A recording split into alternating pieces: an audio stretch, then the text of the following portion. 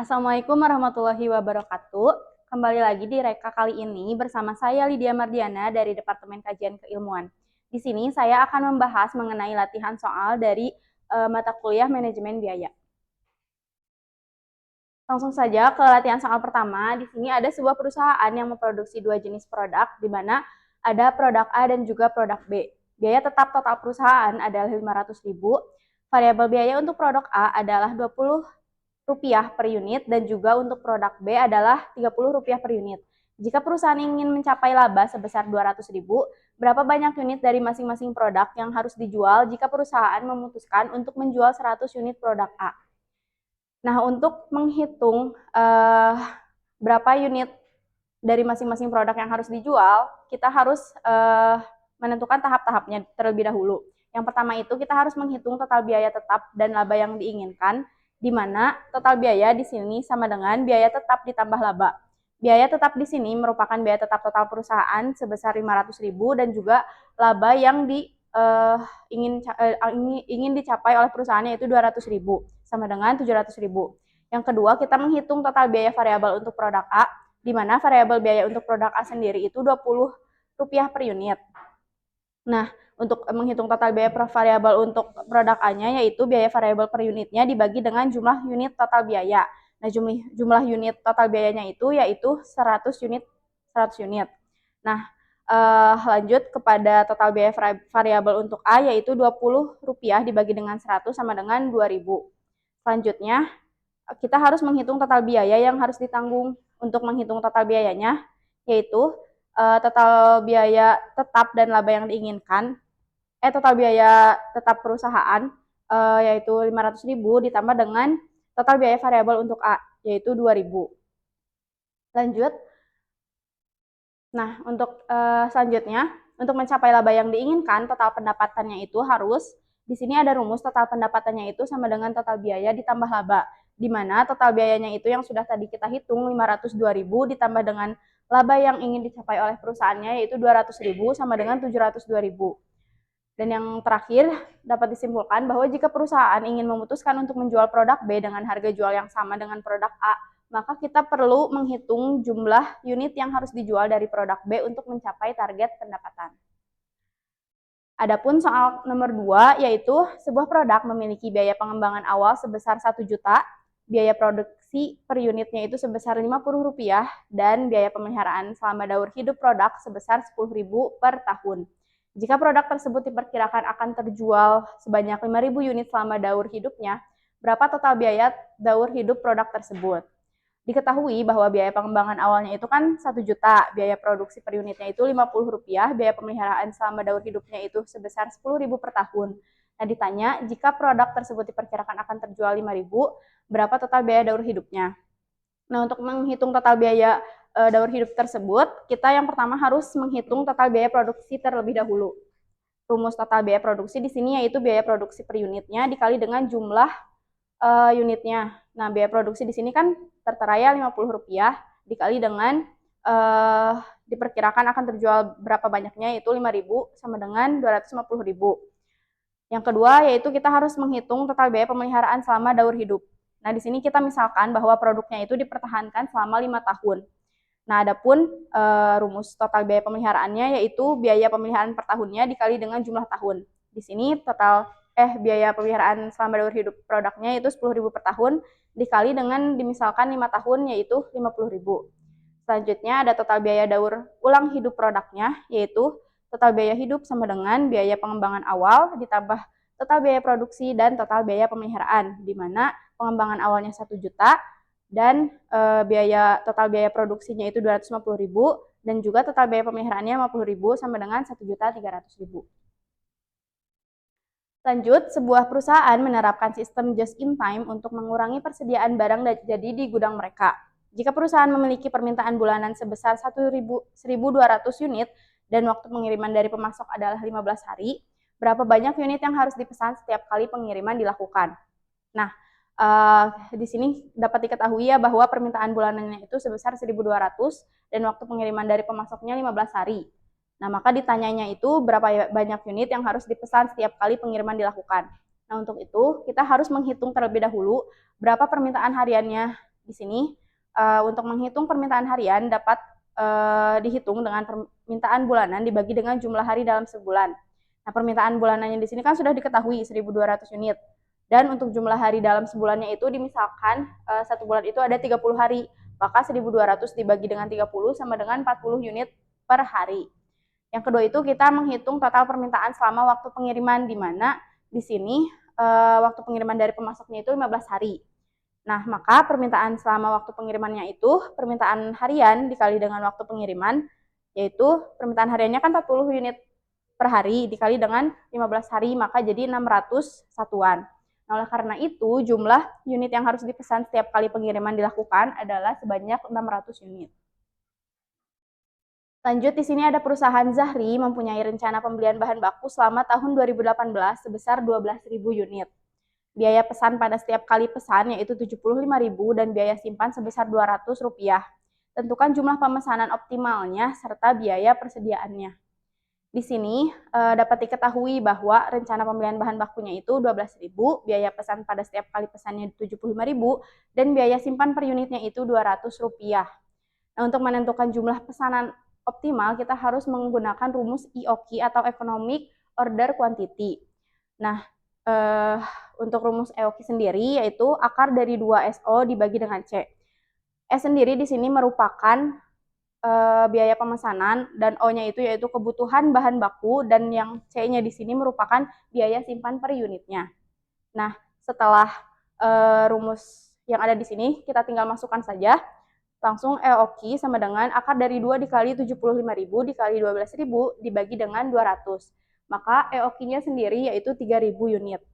Nah, setelah menentukan jumlah pesanan optimalnya, kita harus menghitung biaya persediaannya, di mana biaya persediaan sendiri rumusnya yaitu ada biaya pesan ditambah dengan biaya simpan.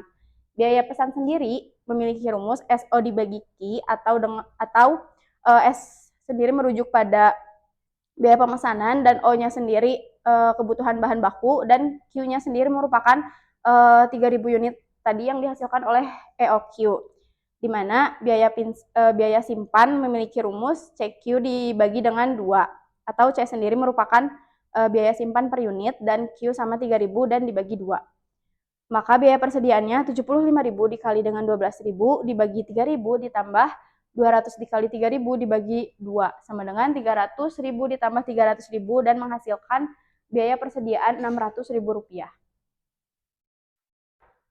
Lanjut kepada soal berikutnya. Ada PT ABCDE merupakan perusahaan yang membuat baju koko. Total penjualan baju seragam pada tahun 2019 adalah sebesar 400 juta, sedangkan harga pokok penjualan atau HPP-nya adalah sebesar 150 juta. Berapakah gross profit margin atau margin laba kotornya? Nah, diketahui ada pendapatan penjualannya itu 400 juta pada tahun 2019, di mana harga pokok penjualannya itu 150 juta, dan ditanyanya margin laba kotornya berapa. Nah, untuk menghitung laba kotor, di sini kita harus mengurangi antara pendapatan penjualan dikurangi harga pokok penjualan, di mana akan menghasilkan 400 juta dikurangi 150 juta sama dengan 250 juta. Untuk menghitung margin laba kotor atau gross profit margin, yaitu laba kotor dibagi dengan pendapatan penjualan margin, di mana 250 juta yang sudah tadi kita hitung dibagi dengan 400 juta. Maka margin laba kotor yang dihasilkan sama dengan 62,5%. Lanjut ke soal berikutnya, ada sebuah perusahaan yang memproduksi barang dan mengklasifikasikan biaya kualitasnya sebagai berikut. Ada biaya pencegahan sebesar 5 juta, biaya penilaian 3 juta, biaya kegagalan internal 2 juta rupiah, biaya kegagalan eksternal 4 juta rupiah. Diminta hitunglah total biaya kualitas atau cost of quality perusahaan tersebut. Nah, untuk menghitung total biaya kualitas, di sini kita harus menghitung total biaya kualitasnya terlebih dahulu dengan cara biaya pencegahan ditambah dengan biaya penilaian ditambah dengan biaya kegagalan internal dan juga biaya kegagalan eksternal. Di mana biaya kualitas sama dengan 5 juta ditambah dengan 3 juta ditambah 2 juta ditambah dengan 4 juta. Maka total biaya kualitas perusahaan tersebut yaitu 14 juta rupiah. Lanjut, soal berikutnya, ada perusahaan memproduksi produk X. Pada periode bulan Mei 2019, dihasilkan produk X sebanyak 150.000 unit dengan menggunakan 75.000 jam tenaga kerja. Harga jual produk X yaitu $50 dan tarif jam tenaganya itu $2 per jam. Dimintanya itu yang pertama ada produktivitas operasional dan juga produktivitas finansial. Nah, untuk menjawab produktivitas operasional dan produktivitas finansial, kita harus tahu terlebih dahulu output dan juga input dalam suatu perusahaannya. Nah, di sini kita akan menjawab soal pertama yaitu produktivitas operasional, di mana produktivitas operasional ini merupakan output dan inputnya itu yang diukur dengan kuantitas fisik. Nah, contohnya seperti ini. Seperti disoalkan pada periode bulan Mei 2019 dihasilkan produk X sebanyak 150.000 unit, maka 150.000 unit ini termasuk dengan output di mana inputnya sendiri merupakan sumber daya atau sumber daya yang dikeluarkan oleh suatu perusahaannya, yaitu 75.000 jam tenaga kerja. Maka produktivitas operasionalnya dapat dihitung dengan output dibagi dengan input, maka 150.000 dibagi dengan 75.000 dihasilkan 2 per jam tenaga kerja. Selanjutnya ke produktivitas finansialnya. Berbeda dengan produktivitas operasional, produktivitas finansial itu merupakan output dan input yang diukurnya itu dengan nilai mata uang. Nah, jadi kita terlebih dahulu harus menghitung output dan input yang sudah dikalikan dengan harga jual produk maupun tarif jam tenaga kerjanya. Nah, untuk menghitung outputnya sendiri, tadi sudah diketahui 150.000, harga jualnya sendiri kan $50, maka 150.000 dikali $50 dibagi dengan inputnya sendiri 75.000 dikalikan dengan tarif jam tenaga kerjanya $2, maka 75.000 dikali $2 sama dengan 7.500.000 dibagi dengan 150.000, maka menghasilkan $50 per pendapatan dari biaya tenaga kerja. Adapun soal terakhir di sini, yaitu di bawah ini adalah data untuk Kankul Company. Di sini terdapat 2 tahun yang berbeda, ada tahun 97 dan juga 98, di mana di tabel di sini ada beberapa informasi mengenai jumlah mesin yang diproduksi, jam tenaga kerja yang digunakan, dan juga penggunaan bahan baku dalam pon atau dalam mata uang. Nah, jumlah mesin yang diproduksi sendiri pada tahun 1997 adalah 120.000, sedangkan tahun 1998 150.000. Jam tenaga kerjanya 40.000 dan yang ini 37.500. Sedangkan penggunaan bahan bakunya pada tahun 97 yaitu 1.200.000, sedangkan 98 1.428.571. Di sini diminta rasio produktivitas operasional parsial dan jelaskan maknanya. Nah, sama seperti soal berikutnya, di sini kita menghitung rasio produktivitasnya. Nah, untuk menghitung rasio produktivitas operasional dari parsial, sebelumnya kita harus menentukan mana output dan inputnya terlebih dahulu. Nah, di sini bisa dilihat bahwa jumlah mesin yang diproduksi ini merupakan output yang dikeluarkan oleh perusahaan. Nah, sedangkan jam tenaga kerja dan bahan baku ini merupakan input karena merupakan sumber daya yang dihasilkan oleh suatu perusahaan.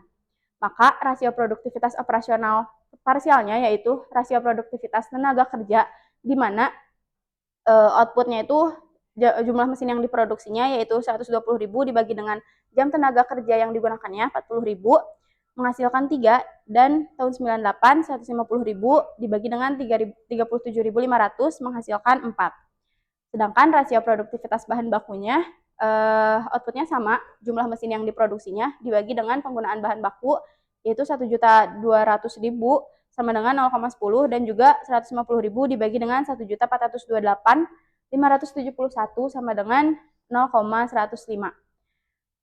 Nah, dilihat dari analisis profil tersebut di atas, nah maka produktivitas tahun 98 meningkat baik untuk tenaga kerja maupun untuk bahan bakunya. Sekian yang dapat saya sampaikan. Mohon maaf apabila ada kesalahan. Wassalamualaikum warahmatullahi wabarakatuh.